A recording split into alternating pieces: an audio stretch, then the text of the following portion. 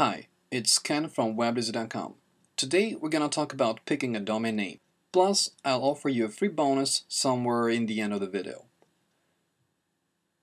Picking the right domain name is a very important aspect of your site creation because that's exactly what you'll have to optimize your site for. Plus, it's going to be the brand name that your customers and prospects will find you by. I've collected a few tips that should give you an idea about what factors to keep in mind while picking a domain name for your online business. I tried to create the list in descending order, but that's a very subjective thing and, in many cases, so don't rely on that too much. Just see what's most crucial for your particular case. So let's move on to the first slide. .com. You definitely need to make sure that your domain name is a .com TLD. In case you don't know, TLD stands for Top Level Domain. So you need a .com domain name for a site because most people assume that it should be exactly like that, site name and .com in the end. For example, if somebody memorized that your site is called WebDZ, they'll most likely add .com in the end. Even if you remind them a few times, it won't work. They will still go to the .com site in most cases. That's kind of cut in stone in our minds, and we tend to add .com in the end of the site.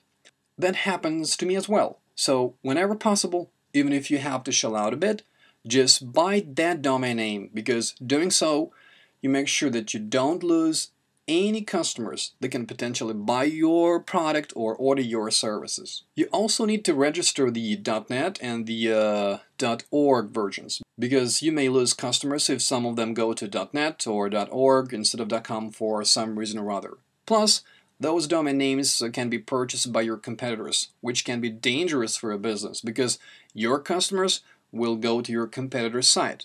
The funny part is that WebDZ did not go that extra mile and did not register neither the .org nor .net version of WebDZ. So if I really get on your nerves someday, you can just, register those domain names so that I get less customers and money. Well, it was a joke actually. Again, don't get me wrong, and don't do that, please. Now, the next slide. Easy to type. One more thing to keep in mind is that your domain name should be easy to type. For starters, if it's not, your prospects can go to a different site, let alone your competitors. If they mistype and land to a totally different site. Secondly, they can just see a broken page if the domain name is not taken. Think that your business has gone belly up and turn to your rivals again. And thirdly, in case your domain name is easy to type, people are more likely to do it properly. Just remember that. We are all lazy bones. I personally wouldn't type in a domain name if I'm pretty sure that I'll mistype something. Well, I would type it if I was dying to get to that site though, but that's not usually the case. Okay, moving on. Easy to remember. When your site and consequently brand get more or less well known, people will start to talk about you. That's why you need to ensure that your domain name is easy to memorize, to remember, so that John can easily recall the website name that Jack gave him the other day. Other than that, it just makes sense that people should be able to effortlessly keep your website name in their minds and refer to it when needed. Okay, on to the next step. Keep it short. You need to keep your website name short because you want people to easily type it in their browser address bar. Plus, it makes your domain name easier to memorize. And you'll be able to place your domain name on your business card or any other branded stuff. Otherwise, it can be an issue if you want to put your brand name on some office supplies, for instance. The next step is make spelling guessable. It's a big thing as well, because you want people to be able to spell your domain name if they just hear it somewhere, in a podcast or something like that. In the case of webdesign.com, I actually found an issue that I still need to take care of. The point is that it's highly likely that you can misspell WebDZ and type in WebDaisy instead. WebDaisy.com. The problem is that WebDaisy.com actually exists, and there is a nice Daisy image in the middle of the homepage. It sounds that I'll have to contact the owner of the domain name and buy it from him. It's not really crucial at this point because there's less than 10 monthly searches for WebDaisy now, but you never know what will happen when I promote my site and prospects start going to webdaisy.com instead of webdaisy.com. And that proves one more time that your domain name should not be confused with someone else's. Yeah, I did learn my lesson, well, the hard way though. Now, let's move on to the next slide. Neither hyphens nor numbers. Using both hyphens and numbers can cause confusion, and you'll have to explain every single time how to properly spell your website address. Just stick with words put together. No special characters like hyphens or numbers. Back in the day, I used to work in a company which had a domain name with a hyphen. And when talking over the phone, I had to always explain how to properly spell the name of the site. If our customers needed to find some specific info and wanted me to walk them through step by step, they were asking all the time, is it a dash or a hyphen? And stuff like that. So, apart from SEO issues, it can cause pretty major concerns in terms of making both your site and your domain name user-friendly. Moving on. Commercial appeal. The idea of this point is that your brand name and website address should look great in terms of commercial use. It should be short, memorable, and vivid.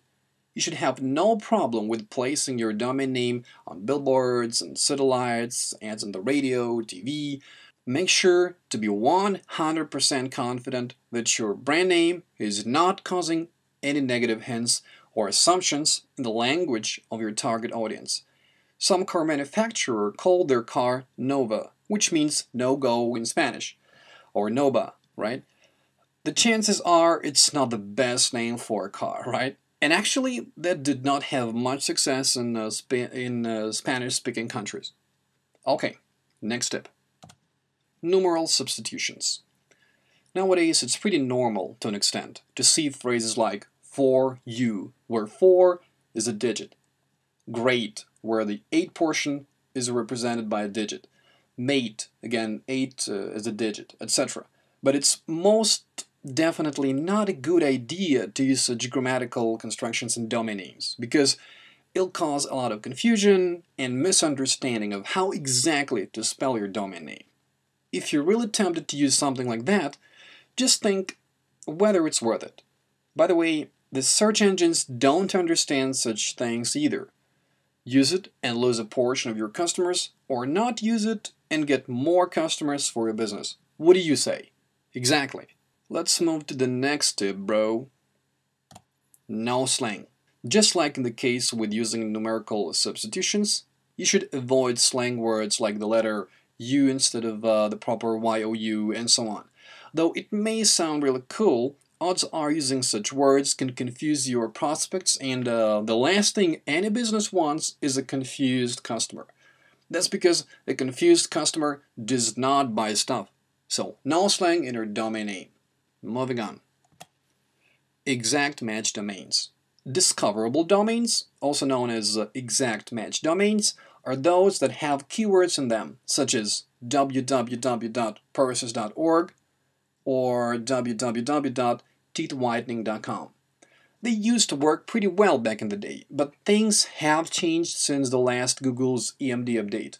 The update struck hard low-quality sites that used keywords in their domain names. Again, low-quality sites only seem to have suffered from this update. It means that if you really want to use such a domain name, you need to ensure that your site is a high-quality one and will stay so. That boils down to the fact that Google just removed the advantage that exact match domain owners had before. And that's about it. So don't rely too much on EMD anymore. As a matter of fact, you need to create high-quality sites in any case, regardless of any Google updates. But in the case of an exact match domain, you'll have to be of really top-notch quality, because otherwise, you'll most likely be hit hard by the almighty Google. Now, let's see our next tip. Brainstorm. One of the best practices of coming up with domain name ideas is to select about 5 keywords that your site will be about, and just try to create a name based on them by mixing and matching. In case you want to use a discoverable domain name, you just need to see how you can combine your keywords so that they make sense both for the user and Google. If WebDesign wanted to go that route, we would try to combine words like web design, 2 words, web design, 1 word, company, bureau, web designers, and so on. So domain name would most likely be something along the lines of webdesignbureau.com or something like that. If you want to make a brandable domain name, just like we did at webdesign.com, you need to use your keyword to create a domain name that is memorable, and at the same time, it should be obvious right off the bat what your site is all about. Otherwise, people will leave it in a matter of, milliseconds. We just took the web design word and modified it so that it's a unique name. But the user won't have to think twice while figuring out what exactly we do on our site. We do web design, now said. And moving on to our last slide, uniqueness. You need to strive for being as unique with your domain name as possible. Don't just use a misspelling or the plural form of a well-known website name. In the first place, it's just lame. Secondly, if you want to be a respectful company, such a domain name will prevent you from becoming one. As a matter of fact, there is a few really useful online tools that allow you to brainstorm for domain names or even provide you with ready-made solutions. If you want to see those tools, you can just click on the link below in the description of the video. The main message that I'm trying to convey here is that you need to think what is best for your visitor and just go from there. The user wants your website to be useful, unique, easy to memorize, and spell out. Plus, the name of your site should make it totally clear what exactly you offer on your site, services or products, so that the visitor does not have to waste his time trying to figure that out. User friendliness first and SEO last. Remember, easy and unique. Now it's bonus time. If you're still unsure as for what exactly domain name to use, you can contact me directly, and I'll personally give you advice for your particular case. You can contact me via email at webdesign@gmail.com or just Skype me. My Skype ID is kenneth.von.rauch. Again, it's kenneth.von.rauch. If you think this screencast was worth your while, feel free to like the video by clicking the like button. You can also share it on Twitter, Facebook, and so on. And if you'd like to learn about my upcoming videos, just click this link to subscribe to the channel. Thanks for your time. Bye now.